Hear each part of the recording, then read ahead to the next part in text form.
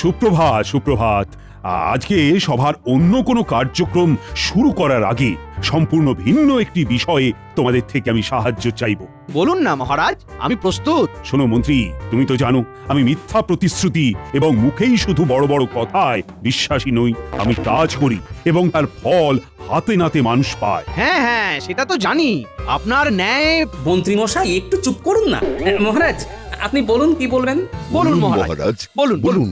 রাজা প্রতাপচন্দ্রের খুব কঠিন অসুখ হয়েছে। উনি প্রায় মাস 3 হলো শয্যা নিয়েছেন, আর ওনাকে দেখভাল করার মতনও কেউ নেই। আর নিজেই যদি শয্যাশায়ী হন তাহলে আর অসুখের চিকিৎসা করবেন কিভাবে?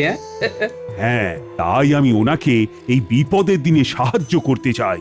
আমি চাই এই দুঃসময়ে ওনার পাশে থেকে ওনাকে সুস্থ করে তুলতে। কিন্তু কিন্তু ওই রাজ্যটা তো ভুতুড়ে মহারাজ।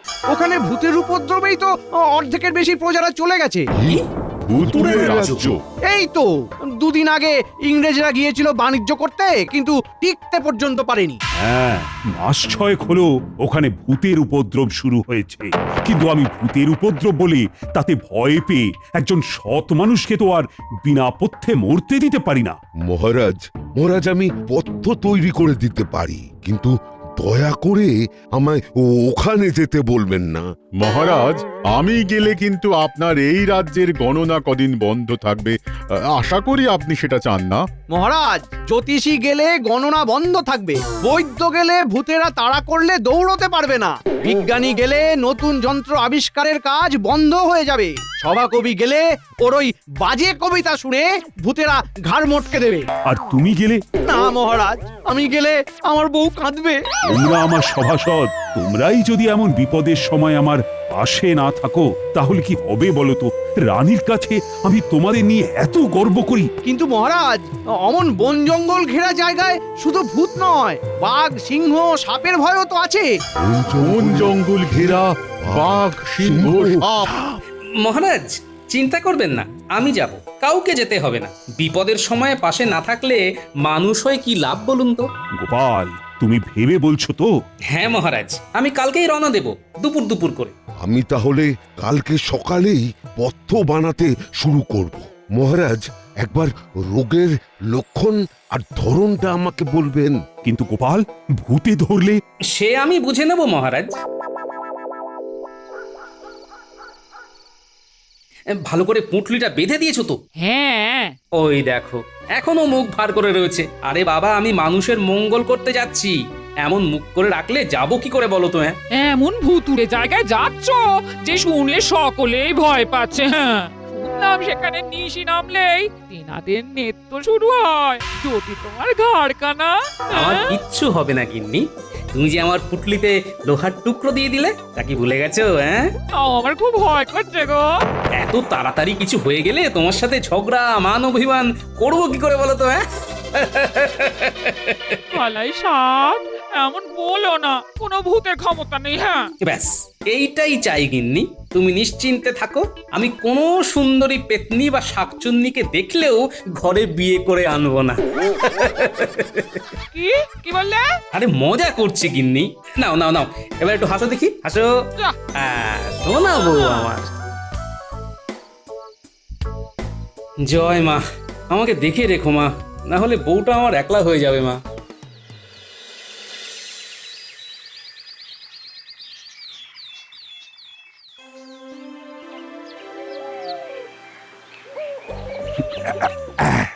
গোপাল, এই নাও 100 মোহর। আর এই যে রাজবৈদ্যের বানানো যক্ষা রোগ সারানোর পাচন, তুমি এগুলো জমিদার প্রতাপচন্দ্রের হাতে তুলে দিও। তুমি আমাদের কৃষ্ণনগরের খাঁটি সোনা, তোমাকে নিয়ে আমাদের গর্ব হয়। আমি জানতাম তুমি আমার মান রাখবেই রাখবে। সাবধানে দেখে শুনে যেও, সুস্থ থেকো। মহারাজ, রানীমা, আপনারা কিচ্ছু ভাববেন না, আমি সব সামলে নেব। গোপাল, পাচনটা কিভাবে খেতে হবে, কখন খেতে হবে, সব ওই পথ্যের থলের ভিতরের কাগজে লেখা আছে। আসি তাহলে, সবাই ভালো থাকবেন। যাও যাও, বেঘরে প্রাণটা দাও।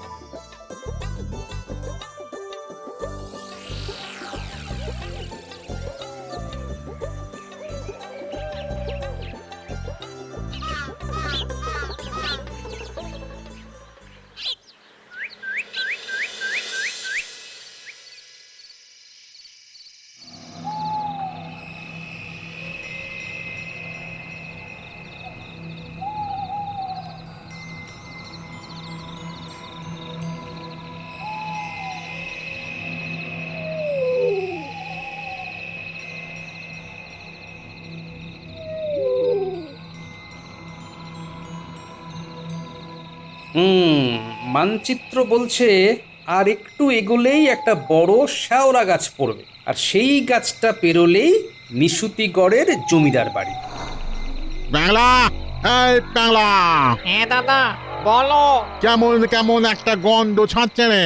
দাদা তুমি পচা ইঁদুর বেশি খেয়ে আবার কি? আরে না রে না, আমার ওপরে বিশ্বাস রাখ। হ্যাঁ তোমার উপরে বিশ্বাস রেখেই তো ঝড়ের দিনেও সমুদ্রে মাছ ধরতে গিয়ে নৌকা উল্টে মরে গেলাম, আর আজকে ভূত হয়ে গাছে গাছে ঘুরছি। ওরে বাবা রে, সে তো প্রায় 6 বছর হয়ে গেল।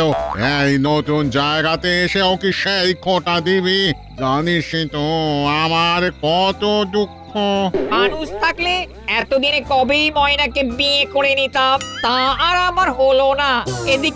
এদিকে নিজেও নিজের সংসারকে ধরে রাখতে পারলে না। আয়, আয়, আমি কিন্তু এইবার রেগে যাচ্ছি। আর কিছু বললেই আমি কিন্তু তাণ্ডব শুরু করে দেব। হ্যাঁ ওইটাই তো পারো, যেখানেই যাচ্ছ শুরু করছো তোমার ভুতুড়ে কাণ্ড।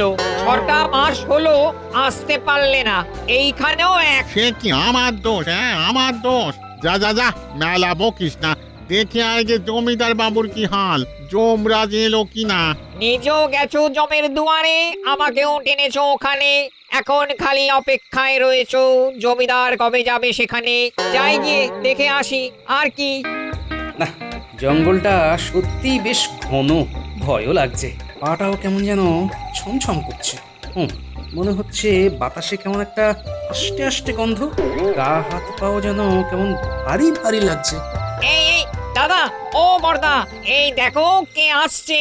কে আসছে পাগলা? হ্যাঁ, যমরাজ নাকি? দূর বাবা, না গো না, একটা টাক মাথা মোটা সোটা লোক। মনে হচ্ছে জমিদার বাড়ির দিকেই যাচ্ছে। দেখে মনে হচ্ছে ঘটে খুব বুদ্ধিও আছে। আমার কাজে কি আসবে রে প্যাংলা? দাঁড়াও বাজিয়ে দেখি। নে নে নে, ভয় দেখা ভয় দেখা ভয় দেখা।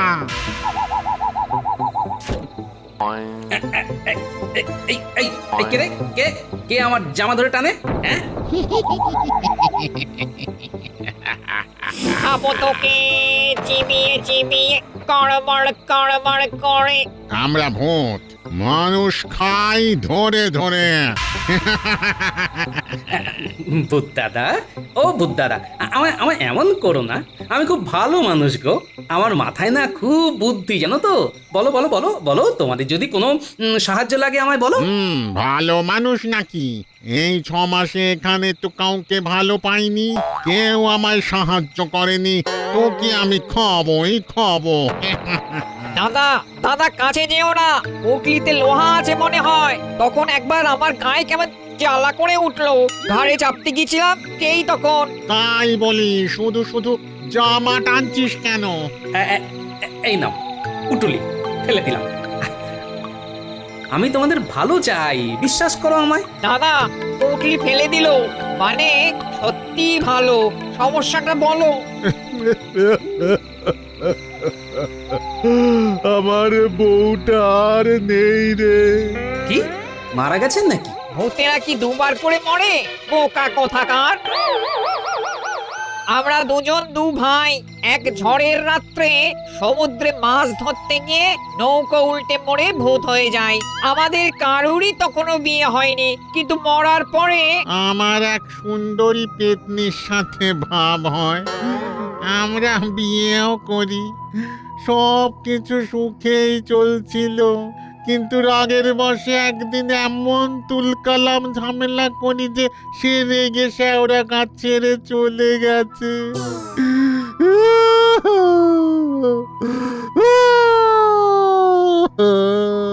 বৌদি খুব অভিমানী। দাদা বহুবার ক্ষমা চাইলেও ফিরতে চাইছে না। ও, এইবারে বুঝলাম। তুমি বউ চলে যাওয়ার দুঃখে এই প্রতাপগড়কে নিশুতিগড় বানিয়ে ছেড়েছো। হ্যাঁ, এমন সবকে ভয় দেখিয়েছো যে সবাই পালিয়েছে।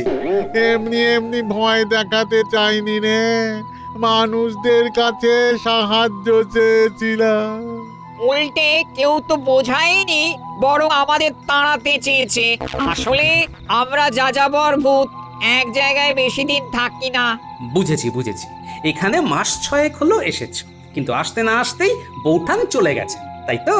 এনে দে না রে বউটাকে, এনে দে না, তারপর তুই যা চাইবি তাই পাবি। এনে দে না রে, এনে দে না রে।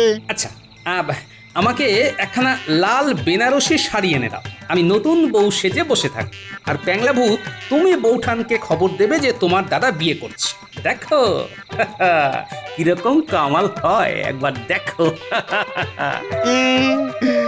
এ তো পুরো যাত্রাপালা।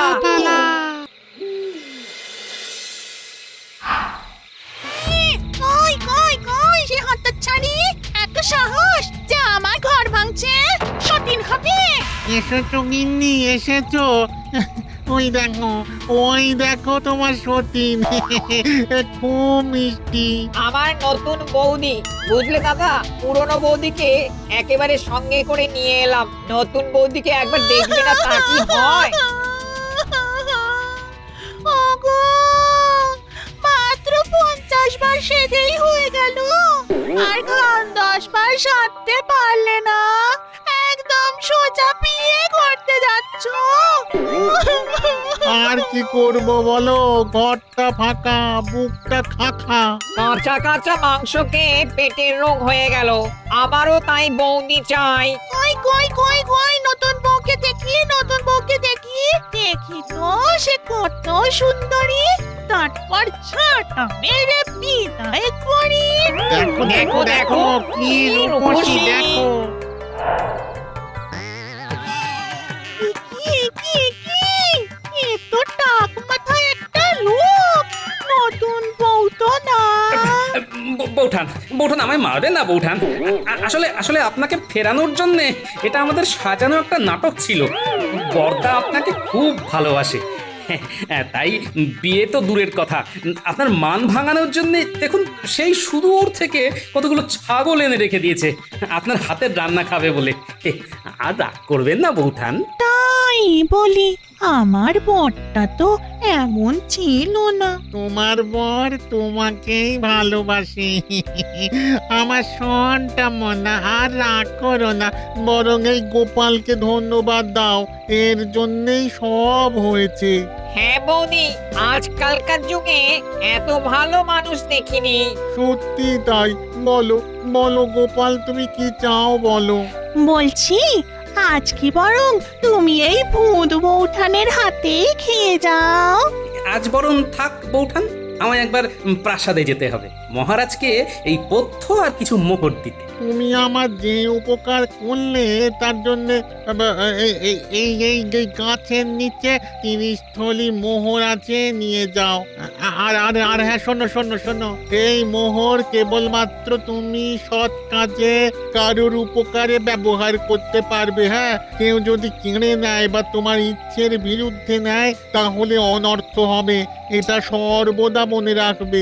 আর আমি নিজে তোমার এখানকার কাজ মিটলে পিঠে চাপিয়ে তোমার রাজ্যে ফেরত নিয়ে আসবো। আর তুমি কি কিছু চাও? আমার একটাই চাওয়া, দাদারা, তোমরা আর এখানে কাউকে ভয় দেখিও না। রাজ্যটাকে আবার সচল করে তোলো, না হলে রাজ্যটা জনমানবহীন হয়ে পড়বে। কথা দিলাম, আবার রাজ্য সচল হবে, সচল হবে, ভয় থাকবে। ভয় থাকবে।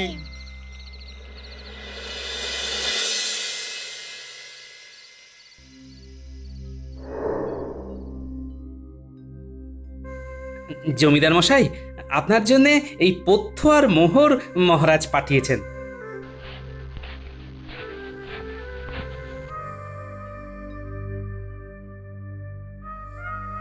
আপনি কিন্তু মনে করে ওষুধটা খাবেন। অনেক ধন্যবাদ গোপাল, তোমাকে যে কি বলে ধন্যবাদ জানাবো।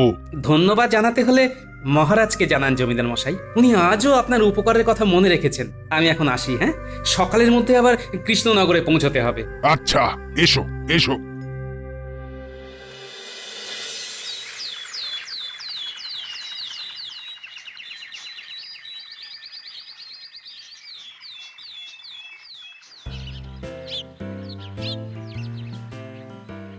উফ, সকালে মাঠে এত লোকজনের উপদ্রব হয়েছে যে কি বলবো।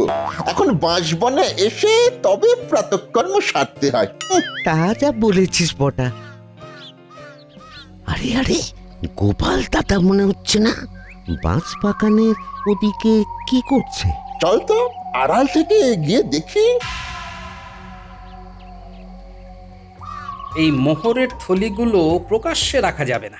এইগুলো দিয়ে রাজ্যের লোকদের অনেক মঙ্গল হবে। এগুলোকে আপাতত এখানেই লুকিয়ে রাখি। দেখি গাছের নিচে কি করছে। দেখ দেখ দেখ, মোহরের থলি লুকোচ্ছে আবার ওই থলিগুলো। এই চুরি করবি? তার থেকে চল মন্ত্রীমশাইকে বলি, মন্ত্রীমশাই যা বলবেন তাই করব। চল চল। হ্যাঁ, ওনার এখন ওই রাজপ্রাসাদে থাকার কথা। মন্ত্রী মশাইও জানবেন আর মহারাজও জানবেন, ভালোই হবে।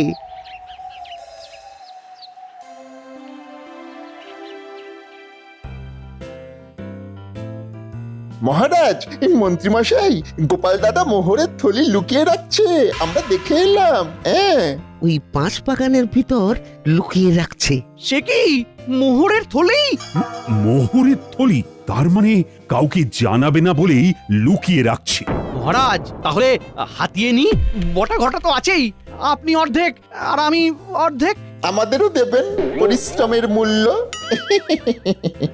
বটা ঘটা, যা তো, তোরা মোহরের থলিটা নিয়ে আয়। যথাজ্ঞা মহারাজ। আর আজকে রাজসভায় কিন্তু এই নিয়ে আলোচনা করা যাবে না। হুম হুম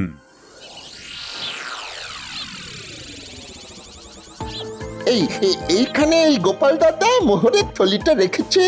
হ্যাঁ,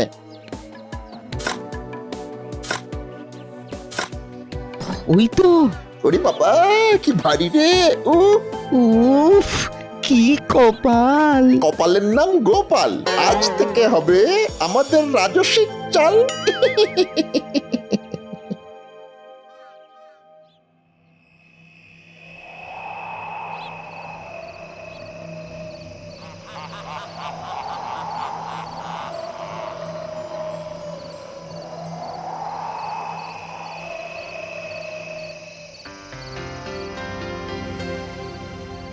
বুঝলে রানী, গোপালের লুকোনো মোহর দিয়ে প্রাসাদের পাশে আরেকটা পেল্লায় আমোদ প্রমোদের মহল বানাবো। গোপাল কিছু জানে না, এসব কি ঠিক? গোপাল এত কষ্ট করে জমিদার বাবুকে পথ্য দিয়ে এলো, আপনার দেয়া মোহর দিয়ে এলো। ছাড়ো তো। হ্যাঁ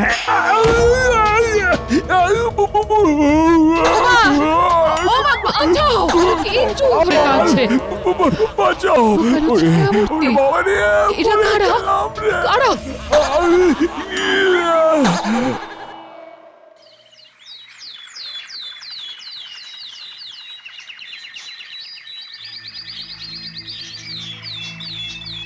বাপ রে বাপ, গায়ে হাতে কি ব্যথা! ওর বাবা, ভূতেরা কি মারটাই না মারলো। কেউ ছাড়েনি, সব ওই মন্ত্রীর জন্যে। আমাকেও রেহাই দেয়নি রানীমা, আমাকেও মেরেছে। না না, গোপালকে না জানিয়ে এই কাজ করা ঠিক হয়নি। আমার মনে হয় শিগগিরই গোপালকে খবর দিন। মন্ত্রী, মন্ত্রী, তাড়াতাড়ি খবর দাও। মহারাজ মনে হচ্ছে আমাকেই মনে করছেন। এ কি মহারাজ, রানীমা, মন্ত্রীমশাই, আপনাদের একই হাল? কে মেরেছে? গোপাল, গোপাল, আমরা একটা অন্যায় করেছি। তোমাকে না বলেই আমি নিজের একখানা পেল্লাই বাড়ি বানাবো বলে তোমার লুকিয়ে রাখা মোহর বটা ঘটাকে দিয়ে চুরি করিয়েছি। তার অর্ধেক ভাগ আমিও নিয়েছি, পেল্লায় আমোদ প্রমোদ খানা বানাবো বলে। সর্বনাশ! তারপর? ভূতেরা মেরেছে, ভয় দেখিয়েছে। কি যন্ত্রণা! আমার গিন্নির মাথা ফাটিয়েছে। বুঝতে পেরেছি, সাংঘাতিক কাণ্ড হয়েছে। এমন লোভ আর কখনো করবো না গোপাল। তুমি চুপ করো তো, এই তোমার জন্য এই হাল। মহারাজ, আমার জন্য একটু অপেক্ষা করতে পারতেন, আমি তো এসে সবই বলতাম। মহারাজ ক্ষমা করো গোপাল, ক্ষমা। মহারাজ, আমি নিশুতিগড়ে একটা ভুতুরে পরিবারের ভূত এবং পেতনির ভেঙে যাওয়া সম্পর্ক জোড়া লাগিয়ে ওই মোহরগুলো পেয়েছিলাম। তারা বলেছিলেন এই মোহর আমি ছাড়া কেউ ব্যবহার করতে পারবে না এবং এই মোহরগুলো কেবলমাত্র কারুর সৎ কাজে বা উপকারে ব্যবহার করা যাবে, কোনো রকম ব্যক্তি স্বার্থ সিদ্ধির জন্য নয়। ওই মোহরগুলো দিয়ে রাজ্যের দুস্থদের সাহায্য করা হবে। আপাতত আমি মোহরগুলো নিজের হাতে যেখানে রেখেছিলাম সেইখানে রেখে দিয়ে আসছি। তাহলে আর ভৌতিক উপদ্রব হবে না। বাঁচালে গোপাল, বাঁচালে। আমি আছি তো, কোনো ভয় নেই মহারাজ, রানীমা, সব বিপদ সামলে নেব। আর হ্যাঁ, দেখবেন কাল সকালেই প্রতাপচন্দ্রের সুস্থতার খবর পাবেন এবং কিছুদিনের মধ্যেই নিশুতিগড় আবার প্রতাপগড়ে পরিণত হবে। ও, ভূতেরা কথা দিয়েছে বুঝি? সব ওনাদেরই কামাল, আমি অনুঘটক মাত্র। ভূতেরাও তবে ভালো হয়? মানুষেরাও যেমন ভালো হয় তেমন ভূতেরাও ভালো হয়। জগতে সবাই খারাপ হলে তো মুশকিল মন্ত্রী মশাই।